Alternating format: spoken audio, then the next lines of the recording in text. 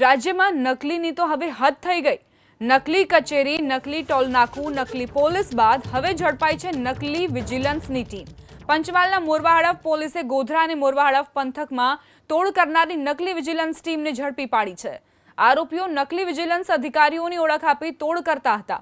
આ દરમિયાન એક બુટલેગરને ખોટા કેસમાં ફસાવી દેવાની ધમકી આપી નાણાંની માંગણી કરી હતી। જો કે બુટલેગરને શંકા જતા પોલીસને જાણ કરી। પોલીસે આ નકલી વિજિલન્સ ટીમના 4 સાગરીતને દબોચી લીધા, જેને અટકાયતમાં લઈ પૂછપરછ કરતા વિજિલન્સના અધિકારી હોવાની કોઈ ઓળખ આપી શક્યા નહીં। પોલીસે 4 શખ્સની એક કાર, 6 મોબાઈલ, 50,000ની રોકડ સાથે દબોચી લીધા। ઝડપાયેલા શખ્સ ખેડા, ગાંધીનગર, અમદાવાદ વિસ્તારના હોવાનું સામે આવ્યું। પોલીસે અગાઉ વિજિલન્સની ટીમની ઓળખ આપી ક્યાં ક્યાં તોડ કર્યા છે તે દિશામાં તપાસ શરૂ કરાઈ છે।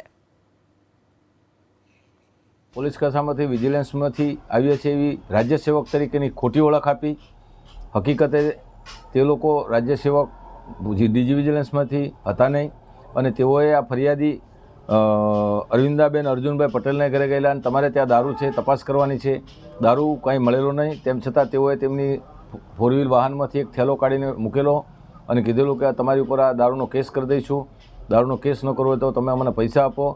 જેથી ફરિયાદી પાસેથી બળજબરીપૂર્વક દારૂનો કેસ કરવાની ધમકી, પોતે રાજ્ય સેવક ન હોય, વિજિલન્સમાં નોકરી ન કરતા હોય, ખોટી ઓળખ આપી અને 40,000 રૂપિયા તેઓની પાસેથી મેળવી લીધેલા।